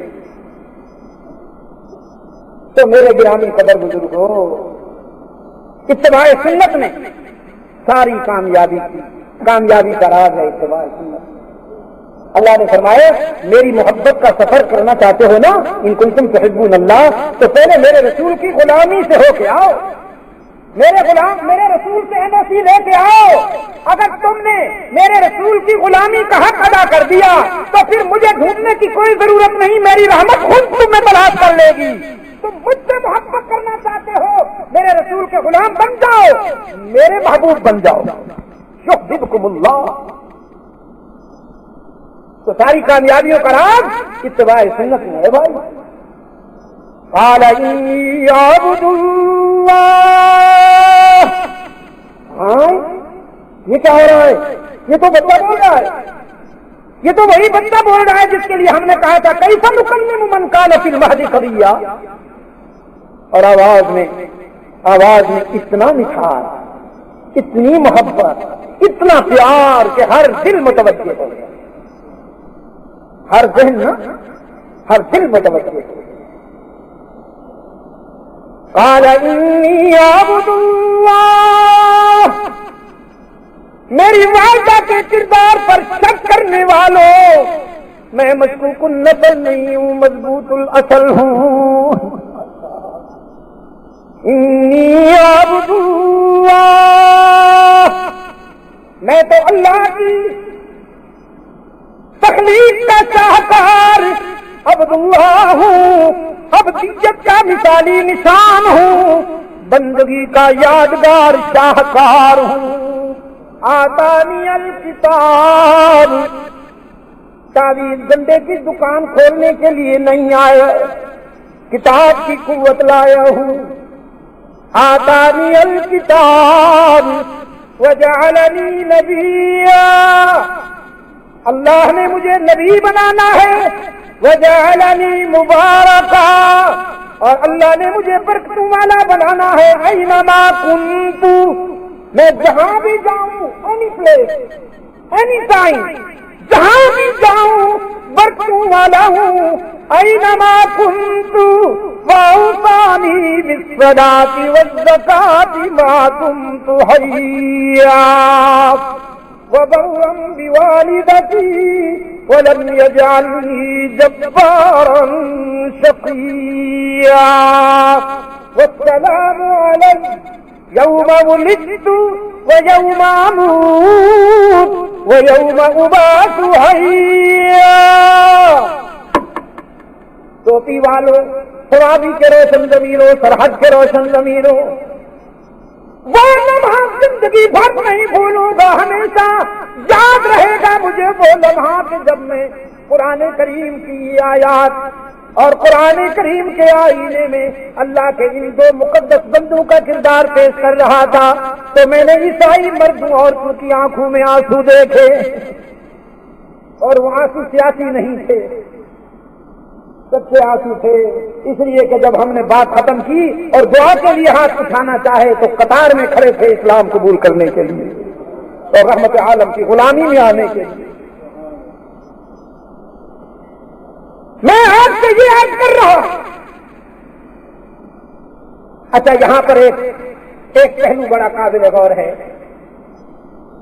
کہ حضرت آدم سے لے کر رحمت عالم صلی اللہ علیہ وسلم تک آپ جب قرآن کریم کا مطالعہ کروائیں تو صرف حضرت عیسیٰ علیہ السلام کی کہانی میں یہ جملہ آتا ہے کہ اینما کنت وجعلنی مبارکا، اینما کنت، میں برکتوں والا ہوں جہاں بھی رہوں۔ کسی اور پیغمبر کی بات میں یہ جملہ نہیں آیا، اس لیے کہ حضرت عیسیٰ علیہ السلام ہی وہ منفرد اللہ کے نبی ہیں، اللہ کے رسول ہیں، جن کی زندگی کا کچھ حصہ فرش زمین سے تعلق رکھتا ہے اور کچھ حصہ آسمانوں سے تعلق رکھتا ہے۔ اس لیے اللہ نے بچپن میں ان کی زبان پر یہ جملہ کہلوا دیا کہ میں فرش پہ رہوں تو برکتیں میرے ساتھ ساتھ ہوں گی، اور آسمانوں پہ رہوں تو برکتیں میرے ساتھ ساتھ ہوں گی۔ حضرت شاہ عبد العزیز محدث دہلوی رحمۃ اللہ تعالی علیہ کے پاس حضرت شاہ ولی اللہ کے فرزند ہیں، اس خاندان کو بھی اللہ نے عجیب سعادتوں سے نوازا ہے۔ شاہ رفیع الدین، حضرت شاہ عبد القادر، شاہ عبد العزیز محدث دہلوی رحمۃ اللہ تعالی علیہ، پھر ان کے پوتے شاہ اسماعیل شہید رحمۃ اللہ تعالی علیہ، یہ شاہ ولی اللہ خاندان عجیب اللہ نے اس کو نوازا ہے۔ ایک عیسائی پریس پادری آ کر حضرت شاہ عبد العزیز رحمۃ اللہ علیہ سے کہنے لگا، شاہ صاحب میں ایک سوال کرنا چاہتا ہوں اور آپ سے جواب چاہتا ہوں، مجھے راستہ معلوم کرنا ہے، ایک شخص جاگ رہا ہے، ایک سو رہا ہے، میں سونے والے سے پوچھوں یا بیٹھے ہوئے سے پوچھوں؟ اب کامن سینس یہ کہتی ہے اگر کوئی ہم سے ایسا سوال کرے تو ہم کہیں گے بھائی جو سو رہا ہے اس کو کیوں ڈسٹرب کرتے ہو، جاگنے والے سے پوچھو، ہم تو یہی کہیں گے۔ لیکن شاہ عبد العزیز رحمۃ اللہ علیہ، اللہ نے ان کو جو بصیرت عطا فرمائی، وہ سمجھ گئے بڑا معصوم بن کر سوال کر رہا ہے، لیکن یہ بڑا زہریلا سوال ہے۔ کہنا یہ چاہتا ہے کہ تمہارا نبی، تمہارا پیغمبر تو سب گنبد میں سو رہا ہے، اور تمہارے عقیدے کے مطابق ہمارا نبی حضرت عیسیٰ بیٹھا ہوا ہے، تو رہنمائی بیٹھا ہوا جو ہے وہ کرے گا یا سویا ہوا وہ کرے گا؟ حضرت شاہ عبد العزیز رحمۃ اللہ علیہ فرمانے لگے راستہ پوچھنا ہے یا چکر چلانا ہے؟ اس نے کہا جی راستہ پوچھنا ہے، چکر کیوں چلاؤں؟ فرمایا اگر راستہ پوچھنا ہے تو تو بھی بیٹھنے والے کے ساتھ بیٹھ کے سونے والے کی رہنمائی کا انتظار کر. یہ جو بیٹھا ہوا ہے کسی سونے والے کی رہنمائی کے انتظار ہی میں تو بیٹھا ہوا ہے، ورنہ بیٹھا کیوں رہتا، چلا جاتا. تو جس کی رہنمائی کے انتظار میں وہ بیٹھا ہوا ہے تو بھی اسی کی انتظار کر. کہنے لگا شاہ صاحب اللہ کا آپ پر بڑا کرم، آپ کو شکار کرنا بڑا مشکل ہے. اسی طرح سے ایک اور پادری حضرت شاہ عبدالعزیز رحمۃ اللہ علیہ کی خدمت میں آیا، کہنے لگا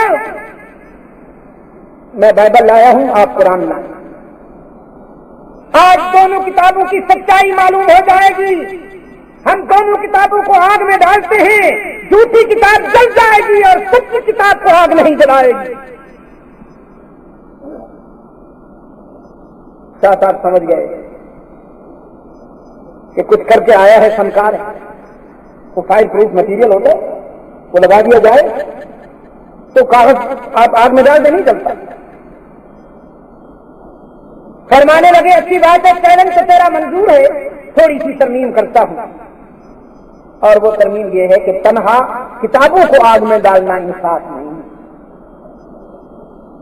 ترمیم یہ ہے میں اپنی کتاب کو سینے سے لگا لیتا ہوں قرآن کریم سے، اور تو اپنی کتاب کو سینے سے باندھ لے بائبل کو، پھر ہم دونوں چھلانگ لگاتے ہیں آگ میں.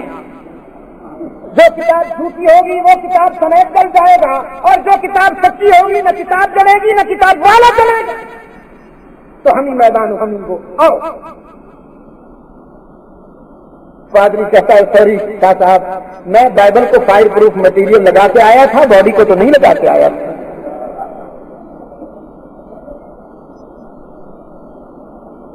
تو میری گزارشات کا ہدف یہ ہے میرے گرامی قدر بزرگوں اور عزیز دوستوں، قرآن بھی وہی ہے، اس کی تاثیر بھی وہی ہے.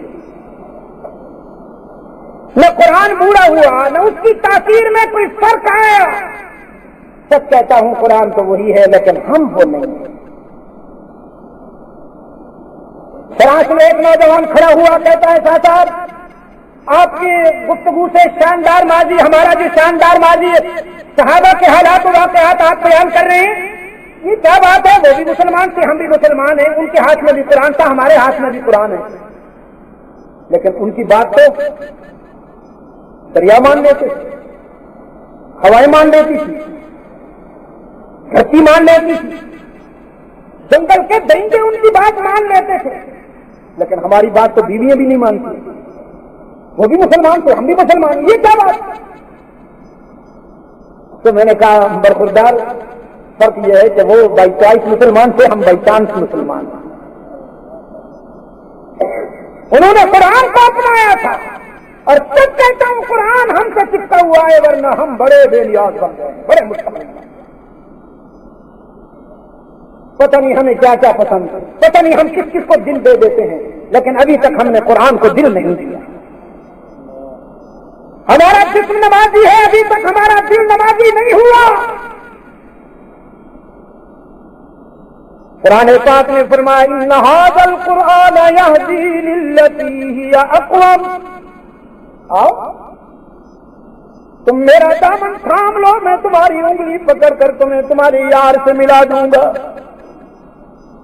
اور جب اللہ تک رسائی ہو گئی، چیزوں کے پیچھے بھاگنے والوں، اشیاء کے پیچھے بھاگنے والوں، تم اس کے قریب کیوں نہیں جاتے جس نے چیزیں بنائی ہیں؟ جو اشیاء کا خالق ہے اس کے قریب ہو جاؤ، ساری کائنات تمہیں مل جائے گی، تمہارے قدموں میں آئے گی.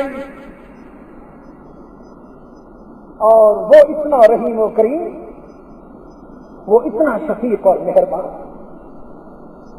کہ ہماری تمام خطاؤں اور گناہوں کے باوجود اس کی رحمت کا دروازہ کھلا ہوا ہے، غضب کا نہیں. غضب کا دروازہ اس نے نہیں کھولا ہوا، خود بتا دیا كتب علی نفسہ الرحمہ، میں نے تو اپنی ذات پر رحمت کو لکھ دیا، تم جیسے کیسے ہو آؤ تو صحیح. قرآن کریم کا دامن تھام کر میرے در پہ آؤ تو صحیح. میں تمہیں تانا بھی نہیں دوں معاف کر دوں، میں تمہیں تانا بھی نہیں دوں معاف کر دوں۔ امریکہ کا ایک شہر ہے ہیوسٹن، یہ ان کی وہ جو ریاست ہے ٹیکساس، جہاں کا وہ تھا بش ملون، اس ریاست کا یہ صوبائی دارالحکومت ہے، کیپٹل ہے ہیوسٹن۔ وہاں پر بہت بڑی یونیورسٹی ہے، اس میں ہمارے کچھ مسلمان بچے بھی پڑھ رہے ہیں۔ تو جب انہیں پتا چلا کہ میں وہاں ہوں تو انہوں نے ایک ریسپشن ترتیب کی۔ اس استقبالیہ تقریب میں اسٹیٹ سیکریٹری تھا ایک عیسائی، اس بچے نے، نوجوان نے کہا ہمیں اتنا بتا دیجئے کہ اسلام میں جنت کتنی سستی کتنی مہنگی۔ بس اتنا سا سوال ہے، جلدی سے جواب دیجیے، زیادہ وقت بھی نہیں۔ میں نے کہا بیٹا اسلام میں جنت کے معاملے میں میرا جواب یہ ہے کہ ساری قومیں جنت کی تلاش میں بھاگ رہی ہیں اور جنت رحمت عالم کے غلاموں کی تلاش میں۔ حضرت موسیٰ علیہ السلام کا میں نے وہ واقعہ بتایا کہ جب وہ اپنی قوم کے ان خطاکاروں کو توبہ کے لیے لے گئے جن سے جرم ہوا تھا، تو جا کے فرمایا فتوبوا الی بارئکم، توبہ کی تیاری کرو۔ تو جی وضو بنائیں، توبہ کی نوافل پڑھیں، فرمایا نوافل کی بات نہیں ہے، فاقتلوا انفسکم، سینے سے پتھر باندھ لو، پہاڑ کی بلندی پہ چڑھ جاؤ، وہاں سے چھلانگ لگاؤ۔ تو لوگ کہنے لگے جی سیدھی بات کہہ دیجیے کہ مارنا ہے، پہاڑ کی بلندی سے چھلانگ لگانا کوئی کم ہے کہ پتھر بھی بدواتے ہو؟ تو سیدھا کیوں نہیں کہتے کہ مارنا ہے ہمیں؟ حضرت موسیٰ علیہ السلام نے فرمایا ہاں مارنا ہے، اور وہ بھی یقینی، پتھر اسی لیے بنوا رہا ہوں۔ ذالکم خیر لکم، یہ انجام کے لحاظ سے تمہارے لیے بہتری ہی بہتری ہے۔ عند بارئکم فتاب علیکم انہ هو التواب الرحیم۔ تو کام نکل جائے، اور جو اس کے باوجود بھی نہ مرے، اس کا مطلب یہ ہے کہ اس کی توبہ بھی قبول نہیں ہوئی۔ اب اللہ کو تو راضی کرنا تھا، دنیا کی زندگی تو 4 لمحوں کی زندگی ہے، اس دائمی زندگی میں اللہ کی ناراضگی تو بہت مہنگا سودا ہے، اللہ کو تو راضی کرنا تھا نا۔ سب نے پتھر باندھ لیے اور چھلانگ لگانے کے لیے تیار ہو گئے۔ رب العالمین نے فرمایا کلیم تیری امت کی توبہ یہ ہے، ایک کمنگ امت ہے، ایک امت آ رہی ہے، جانتے ہیں اس کی توبہ کیا ہوگی؟ سوچا جب ہمارا یہ حال ہے، پتھر باندھ کے چھلانگ لگا رہے ہیں پہاڑ سے، تو جو آئیں گے بعد میں ان پر تو پھر بلڈوزر پھریں گے، ان کا جسم ٹکڑے ٹکڑے ہوگا، تب جا کے اللہ راضی ہوگا۔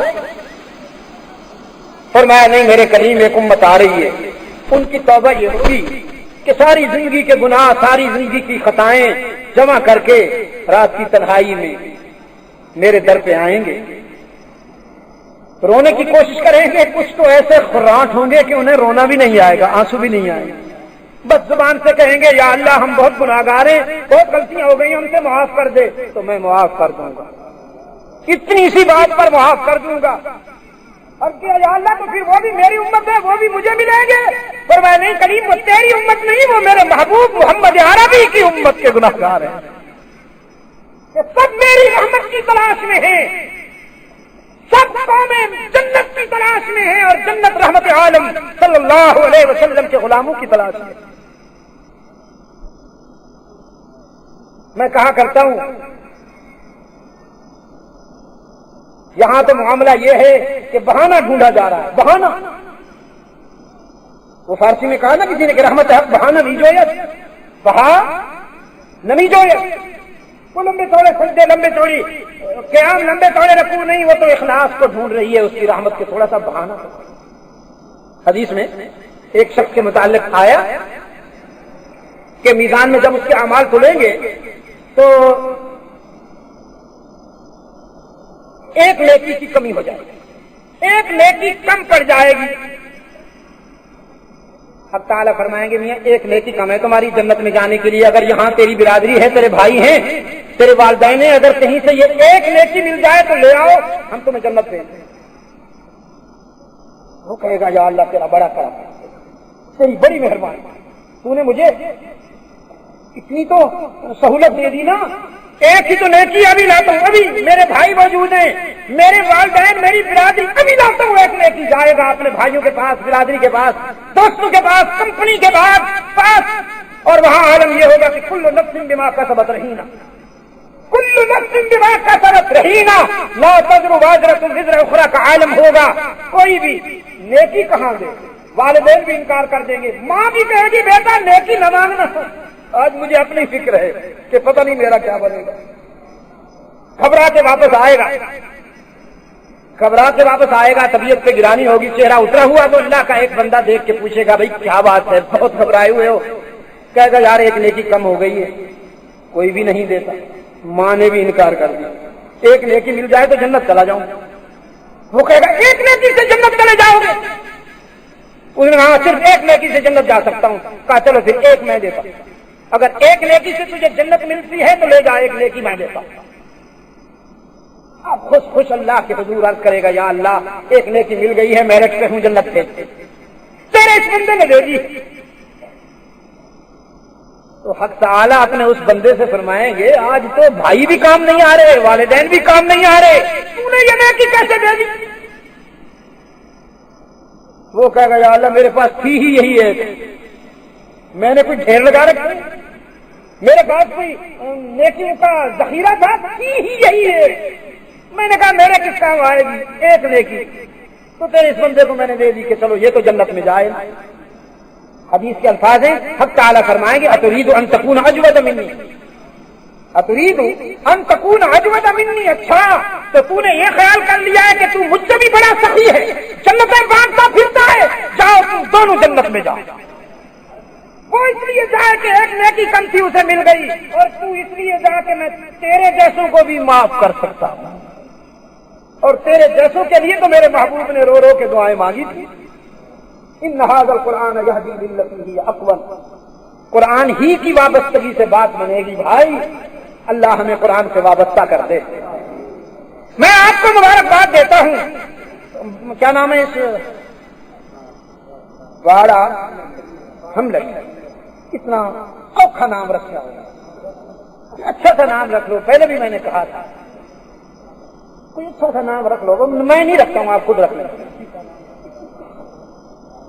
آپ خود کوئی اچھا سا نام رکھ لیں، کا تو باڑا حملت رکھ لو۔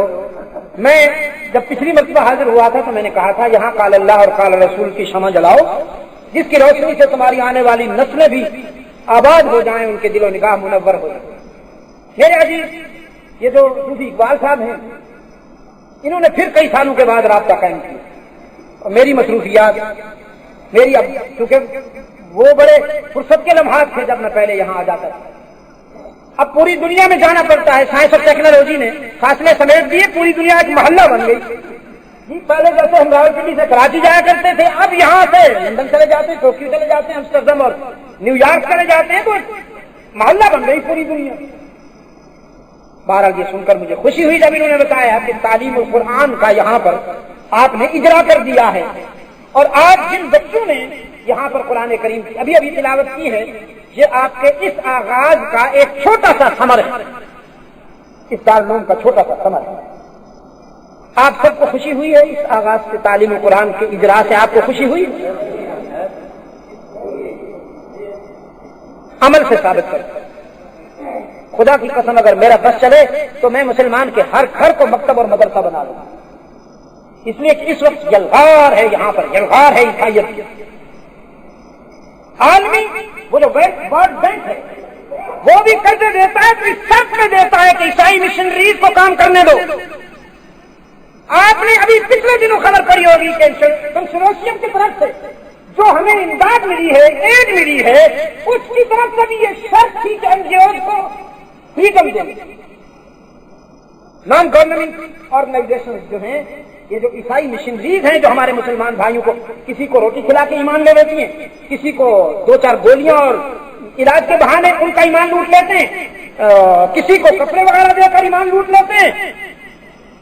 اگر میں آپ کو بتاؤں اس وقت کہ کتنے لوگ مرتد ہو چکے ہیں یہاں، تو آپ کو بہت تکلیف ہوگی، آپ بہت رنجیدہ ہوئے، میں آپ کو رنجیدہ نہیں کرنا چاہتا اور مجھے حیا بھی آتی ہے کہ اس خاموش طوفان نے ہمارے کتنے مسلمانوں کا ایمان لوٹ لیا۔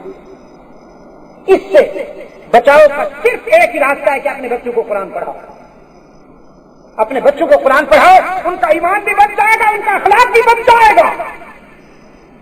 جس نے بھی آپ کو یہ کہا ہے کہ انگریزی کے بغیر روٹی نہیں ملے گی، جھوٹ بولا ہے اسے۔ جاپان والوں نے انگریزی نہیں پڑھی، آج ان کے پاس ٹیکنالوجی کی سب سے بڑی قوت ہے۔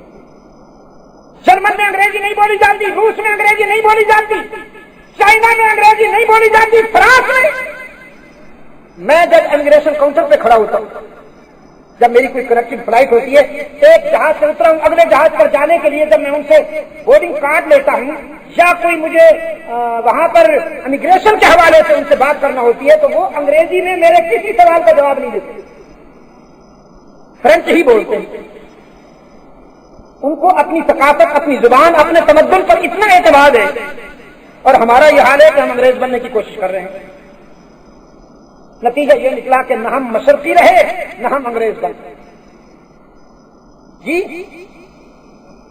اکبر الہ آبادی کہہ گیا ایک ایک کے خیال میں سو روٹی بھی گئی، ایک ایک کے خیال میں سو روٹی بھی گئی، چاہی تھی شے بڑی سو چھوٹی بھی گئی، وائز کی نصیحت تو نہ مانی، آخر پتلون کی تاک میں لنگوٹی بھی گئی۔ ہماری اس وقت جو صورت حال ہے وہ بہت ہی اچھی ہے۔ انگریز کے وفاداروں نے کہا انگریزی پڑھ رہے ہو ترقی کر رہے ہو، انگریزی پڑھ رہے ہو ترقی کر رہے ہو، بڑی ترقی ہو رہی ہے، بڑی ترقی کر رہے ہو۔ نتیجہ نکلا آج تم میں سے ہر شخص ہزاروں روپے کا مقروض ہے، آج تم یہودی اور عیسائی بینکوں کے مقروض ہو، ٹکے ہوئے ہو، تمہارا ہر بچہ جو پیدا ہوتا ہے وہ مقروض پیدا ہوتا ہے۔ یہ ہمیں انگریزی نے کامیابیاں عطا فرمائی، چند خاندان لوٹ رہے ہیں اس قوم کو انگریزی کے نام پر، چند خاندان، اور ہم ہر دن تباہی کی طرف جا رہے ہیں، تباہی کی طرف جا رہے ہیں۔ اللہ کی طرف سے تنبیہ ہو رہی ہے، زلزلے آ رہے ہیں، نعمتیں کم ہو رہی ہیں، کبھی آٹا بھی ایسا روٹا، آٹا ایسا روٹا کہ آٹا نہ ہوا، کوئی پتہ نہیں ہیروئن کا پاؤڈر ہو گیا۔ ایسی تلاشی لیتے ہیں ویگنوں کی بسوں کی، اگر کوئی وہ اس کا نظر آ جائے آٹے کا وہ ٹھیلا، ایسی تلاشی لیتے ہیں جیسے پاؤڈر لے کے جا رہا ہے۔ یہ سب اللہ کی ناراضگی کی علامات۔ قرآن کریم سے دوستی کر لو، اس کو اپنا دوست بنا لو، دنیا بھی سمجھ جائے گی، تمہاری آخرت بھی سمجھ جائے گی۔ الواد الحق میرا ماہنامہ ہے، اس کا میں ایڈیٹوریل لکھتا ہوں یہ دعا کے بعد۔ اچھا، اس میں خاص طور پر ہم نے حضرت علی رضی اللہ تعالیٰ عنہ اور سیدنا معاویہ رضی اللہ تعالیٰ عنہ کے درمیان جو مواقعات، جو محبت، جو مودت ہے، ہم نے کوشش کی ہے کہ آپ کو ہم یہ ثابت کر سکیں کہ رسول کے مدرسہ کے دونوں شاگرد محفوظ ہیں اور عظیم۔ ان کے درمیان اختلافات کی خلیج منافقین نے پیدا کی تھی، نہ سیدنا معاویہ خطا کار ہے نہ سیدنا علی خطا کار، یہ دونوں عظیم ہیں، ان کا استاد عظیم ہے۔ یہ حیدر قرار نمبر ہے، اس کو آپ پڑھیے گا، بچوں کو بھی پڑھائیے گا، بہت ساری روشنی ملے گی۔ اور اگر کچھ ایسے دوست ہیں میرے کہ جو چاہیں کہ ہر مہینے ان کے ہاں پہنچا کریں تو وہ اپنا نام پتہ دے دیں، یہ ہر مہینے انشاءاللہ آپ کو پہنچا کرے گا۔ بنگلہ دیش میں اس دفعہ ویسے تو 12 سال سے میں جاتا ہوں وہاں انٹرنیشنل کانفرنسوں میں شرکت کے لیے، بڑے اچھے مسلمان ہیں بنگلہ دیش۔ یہ وہاں کا ایک پروگرام ہے، کیسٹ ہے، جو ابھی دسمبر کی 2 تاریخ کو نواخالی میں نے بیان کیا۔ تقریباً 3.5 لاکھ کے قریب تو وہ لوگ تھے جو سامنے بیٹھے، اس آپ کو اندازہ ہو جائے گا ان کے تاثر، ساتھ ترجمہ بھی ہو رہا ہے بنگالی میں۔ اور پورے شہر میں انہوں نے لاؤڈ سپیکر لگا دیے تھے، تقریباً 250-300 لاؤڈ سپیکر کے وہ تھے، ہارن پورے شہر، وہ پوری آبادی گویا سن رہی۔ تو ان کے اخلاص اور محبت کا بھی آپ کو اندازہ ہوگا۔ میں دعا کرتا ہوں کہ اللہ یہ فاصلے مٹا دے اور ہمارے بنگال کے مسلمان پھر ہم سے اسی طرح قریب ہو جائیں جس طرح کے پہلے تھے۔ دشمن نے یہ جو فاصلے پیدا کیے، اللہ تعالیٰ یہ فاصلے ختم کرے اور ایک عدالت صحابہ پر کراچی میں 1986 میں ایک بیان ہوا تھا جو میری نجات کا باعث بنے گا انشاءاللہ. یہ بھی آپ کو دعا کے بعد مل سکیں گے میرے عزیز سے آرام سے. میں تعلیم القرآن کی کامیابی کی دعا کرتا ہوں. کچھ اور بھی ہے. اللہ تعالیٰ آپ کے بچوں کو قرآن کریم کے نور سے ان کے دلوں کو ان کے فکر کو منور فرمائے. اللهم صل على سيدنا محمد النبي الأمي وعلى آله وأصحابه وبارك وسلم. ربنا آتنا في الدنيا حسنة وفي الآخرة حسنة وقنا عذاب النار. ربنا ظلمنا أنفسنا إن لم تغفر لنا وترحمنا لنكونن من الخاسرين. اللهم ثبتنا على صراط المستقيم واحفظنا من كل بلاء الدنيا وعذاب الآخرة. اللهم أرنا الحق حقا وارزقنا اتباعه وأرنا الباطل باطلا وارزقنا اجتنابا منه. أعنا على ذكرك وشكرك وحسن عبادتك. وفقنا لما تحب وترضى وألف بين قلوبنا كما ألفت بين عبادك الصالحين. اے اللہ عالم اسلام کی مدد فرما. مسلمان جہاں کہیں مظلوم و مجبور ہیں ان کی دستگیری فرما. فلسطین، Chechnya, Afghanistan, Kashmir, Bosnia, Burma, Somalia, الجزائر، پوری دنیا میں جہاں کہیں مسلمان طاغوت کی سازشوں میں گھرے ہوئے ہیں اے اللہ ان کی مدد فرما. پاکستان کو قرآن و سنت پر مبنی آئین عطا کر کے امن و سلامتی کا گہوارہ بنا. اے اللہ توحید و سنت کی بنیاد پر، عظمت اصحاب و اہل بیت رسول کی بنیاد پر امت مسلمہ میں اتحاد اور مرکزیت عطا فرما. تمام روحانی جسمانی بیماروں کو شفاء کاملہ عطا فرما. اے اللہ وطن عزیز کو ہر دہشت و تخریب سے محفوظ و معمون فرما. اندرونی دشمنوں سے بھی اور بیرونی دشمنوں سے بھی اے اللہ اس سرزمین کی حفاظت فرما. ہمارے مولانا ظہیر الدین احمدی صاحب آپ کے علاقے کے ہیں. یہ نوجوان ہمارے فکری رفیق ہیں. ابھی فرما رہے تھے کہ تعلیم القرآن کو اور باقی سارے اداروں کو اللہ تعالی ہر شر سے محفوظ فرمائے.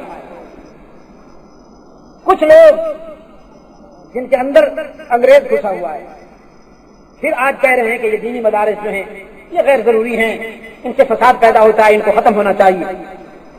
یہ باتیں بہت پرانی. پتلون اور شرٹ میں جو لوگ ملبوس ہوتے ہیں انہیں دینی مدارس روز اول سے ہضم نہیں ہوئے، لیکن اللہ کے فضل و کرم سے وہ مٹ گئے. دینی مدارس اپنے شباب اور اپنے جوانی کا سفر جاری رکھے ہوئے ہیں اور انشاءاللہ یہ سفر جاری رہے گا. اللہ تعالی ہماری نسلوں کو قرآن و سنت کی قوت سے، قرآن و سنت کے نور سے مالا مال فرمائے. آپ تمام دوست جو کام کے وقت تشریف لائے، مجھے پتہ ہے دن کو محنت کش لوگ ہیں، کام ہوتا ہے، لیکن آپ اپنے کام کو چھوڑ کر اس فکری اور نظریاتی نشست میں تشریف لائے. اللہ آپ کو بھی دونوں جہانوں کی عزت و سربلندی نصیب فرمائے. صلی اللہ تعالی علی خیر خلقہ محمد و بارک وسلم.